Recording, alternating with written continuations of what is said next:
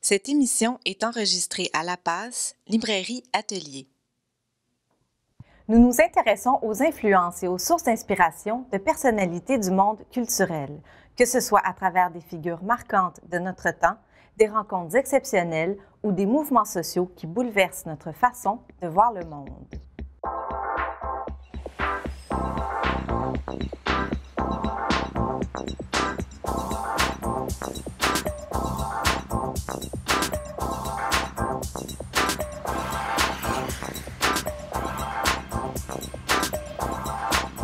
Nous recevons l'auteur Perrine Leblanc. Vous avez étudié les littératures québécoises et françaises à l'Université Laval et à l'Université de Montréal. Vous avez exercé les métiers de correctrice et d'éditrice, notamment chez Leméac. En 2010, paraissait votre premier roman, L'Homme blanc, publié l'année suivante dans la collection Blanche chez Gallimard sous le titre Colia.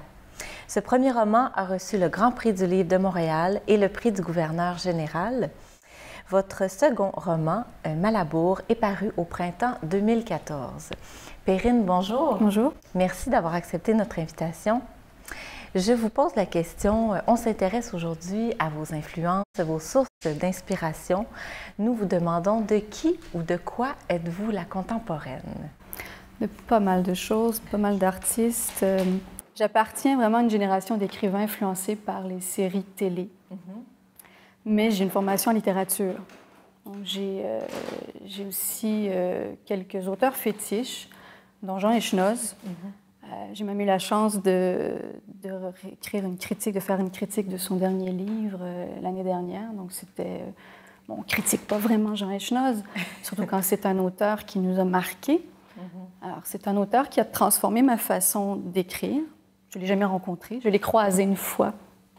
Je l'observais à une galerie d'art à Paris. Ah oui. Il y avait un lancement, mais j'étais trop intimidée pour l'approcher. Donc, je l'ai laissé comme ça dans son monde, dans son univers, et je l'ai redécouvert dans le texte. Donc, Jean Echenoz... Quelle a été d'ailleurs votre première rencontre avec l'œuvre d'Echenoz? Je l'ai découvert vraiment sur le tard, c'est-à-dire après mes études en littérature. J'ai fait des études en littérature québécoise essentiellement. Donc, le programme de lecture obligatoire était vraiment axé sur le Québec, le Canada. Alors, pour m'évader, j'avais vraiment besoin de lire autre chose, donc des auteurs français contemporains. C'est là que j'ai découvert Jean Echenoz. D'abord en lisant Ravel, qui est sorti en 2006, qui était le premier, je dirais, tome d'une trilogie de biofiction, donc Ravel, Courir, Des éclairs. Mais Jean Echenoz est surtout connu pour Je m'en vais, qui est son prix Goncourt, un roman qui se passe dans le Nord, essentiellement. Et là, j'ai découvert une écriture très ciselée, mais c'est pas surécrit. Il y avait quelque chose de très... il y avait une liberté dans le ton, une désinvolture aussi, alors que c'est très maîtrisé. C'est ça qui me fascinait, c'est à quel point il réussissait à me captiver avec peu de mots. Et c'est un auteur qui s'est beaucoup inspiré des techniques d'écriture du roman policier, mais ses livres sont très littéraires. Alors, c'est quelqu'un qui ne s'est pas, il s'est pas senti limité par le poids de la littérature classique, des grands classiques. Il s'est dit, moi aussi, je peux m'inspirer des polars pour faire de la littérature. Et donc, j'ai découvert Jean Echenoz avec Ravel. Ensuite, j'ai lu Courir sur Émile Zatopek, Des éclairs sur Nikola Tesla, un personnage. Il s'est emparé de la figure de Nikola Tesla, qui est un ingénieur à la fin du 19e siècle, et il en a fait un personnage, Grégor, si je me souviens bien, Grégor. Il s'inspire en fait de ce... Toujours. D'ailleurs, on peut peut-être juste préciser le terme biofiction. Biofiction, mais en fait, c'est... bon, je n'ai pas de doctorat en histoire de la littérature, mais je l'entends ici. Biofiction, c'est s'inspirer d'une figure historique, comme Ravel, et de lui donner une vie dans un roman, dans un livre. Donc, une fiction à fort trait biographique. Oui, oui. Et dans mon premier roman, L'Homme blanc, c'est une biographie d'un personnage, c'est la biographie de Colia, mais Colia n'a jamais existé. mais il y avait une linéarité dans la façon de traiter cette vie-là qui me vient notamment de Jean Echenoz. Jean Echenoz n'a pas fait que des biofictions, c'est vraiment ces 3 livres-là qui ont vraiment marqué, je pense aussi, son parcours littéraire. Mais c'est une écriture, c'est très beau.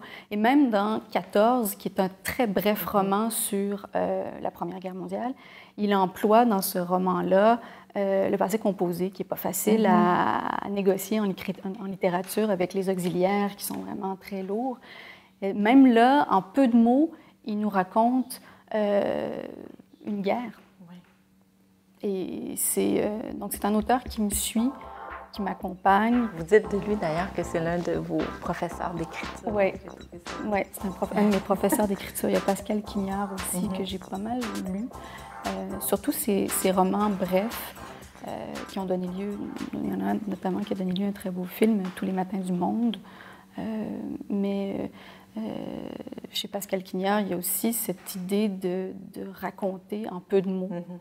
Mais on dit d'Echenoz que c'est un écrivain minimaliste. Hein? Oui.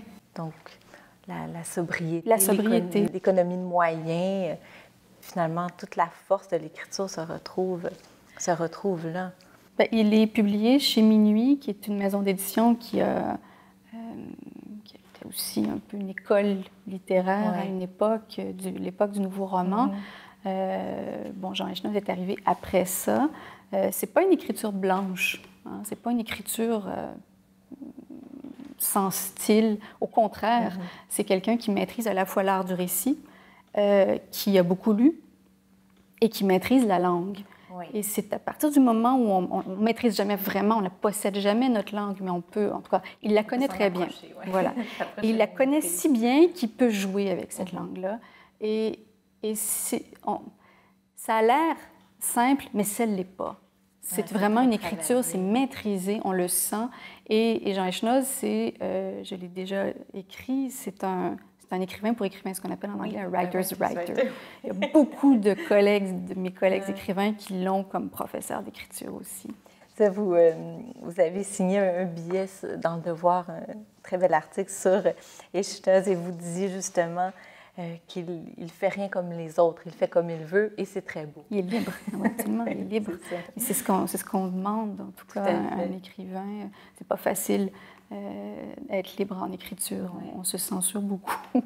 Il le fait aussi sûrement, mais le résultat est vraiment formidable. Vous disiez qu'il s'inspirait de certains codes du roman policier.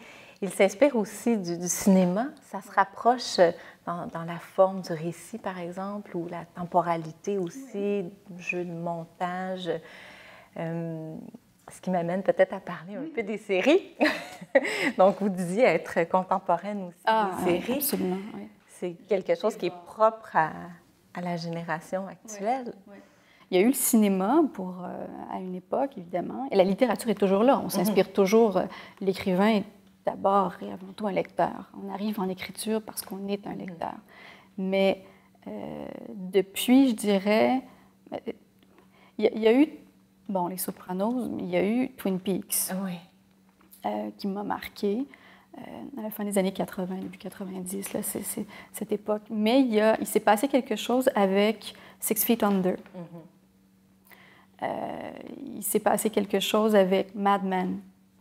Je ne suis pas une spécialiste dans des séries, mais on a vraiment, au lieu d'un film qui développe un récit et des personnages sur 1h30, 2 heures, là, on a des saisons, une saison entière, une année, 2 ans, 6 ans parfois même. Ça permet d'un travail sur les personnages, notamment, qui est incroyable. Très, très riche quand c'est bien fait. Bien, sur le récit, je pense à une série qui n'a pas... Je ne sais pas si elle a été diffusée au Québec. Je les regarde toujours dans la langue originale.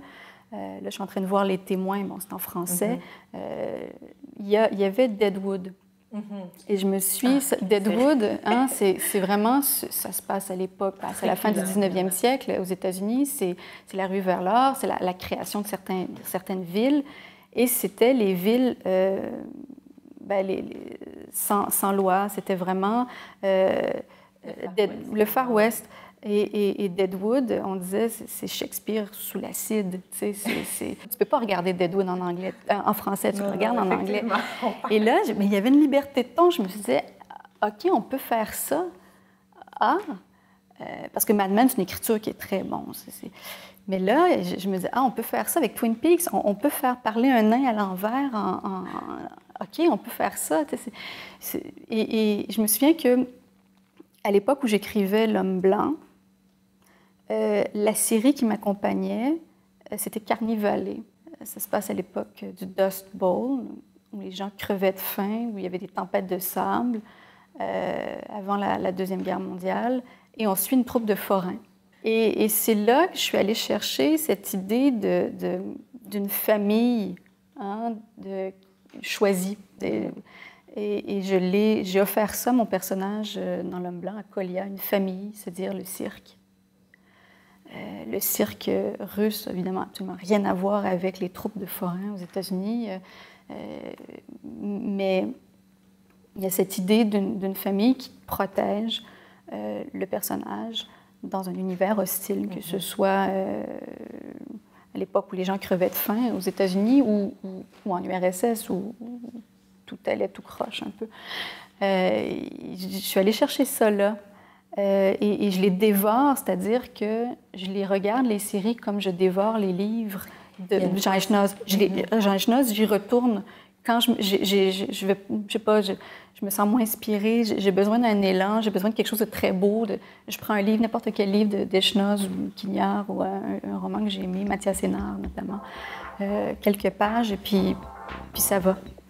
Bien, je fais la même chose avec les séries. Je sais pas, je suis en train d'écrire, je me dis, il me semble que j'aurais besoin de revoir cet épisode-là de telle série. J'ai ma collection de séries, et j'y retourne. Bon, là, je suis en train de voir, je suis rendue à la 3e saison de The Americans. On suit un couple d'Américains, mais bon, qui sont en fait des espions du KGB, qu'on appelle Deep Cover en anglais. Dans mon prochain roman, je mets en scène l'Irlande du Nord. Il y a quelque chose les séries qui m'intéressent, les séries du moment, sont toujours en lien avec le travail en cours. C'est intéressant. Donc, autant les livres que les séries vont vraiment donner un souffle à vos pratiques d'écriture aussi, ou seulement une inspiration au niveau de l'univers? C'est jamais au niveau de l'univers. J'arrive toujours à une série après avoir déjà mis sur papier. Oui. Puis je vais essayer d'éviter le plus possible, quand je suis en cours d'écriture, de lire des romans qui traitent du même sujet. Je le fais après, ou pour pas... mais les séries, ça ne me gêne pas. Oui. Ça ne me gênerait pas. Quoique là, l'Irlande du Nord, il y a la série The Fall, qui est vraiment, qui m'enseigne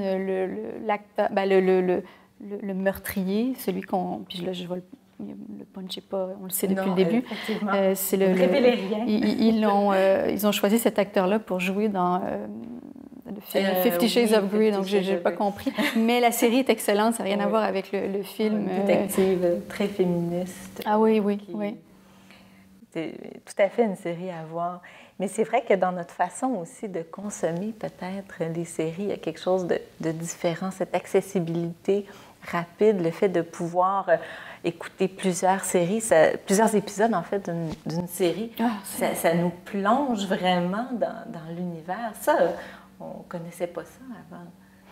Je ne sais pas. Il y a des cinéphiles qui pouvaient passer une journée au cinéma, qui allaient de cinéma en cinéma. Peut-être, c'est vrai. Il y a des maniaques comme ça. J'ai fait ça en littérature. Je n'avais pas d'argent quand j'étais étudiante. J'allais dans les librairies. On me laissait tranquille. Je lisais parce que les libraires savaient que dès que je recevais un peu d'argent, j'allais m'acheter des livres. Perrine, en terminant, vous nous disiez que vous aviez fait récemment des recherches pour votre prochain roman. Est-ce qu'on pourra espérer vous lire dans les prochains mois, dans les... là, mon dernier roman est sorti en 2014. Là, la date officieuse, c'est pas officiel, mais ce serait 2017. Oui, c'est bientôt. L'édition, c'est lent, c'est très... oui, donc bientôt, oui. Merci beaucoup, Perrine, d'avoir accepté notre invitation. Merci.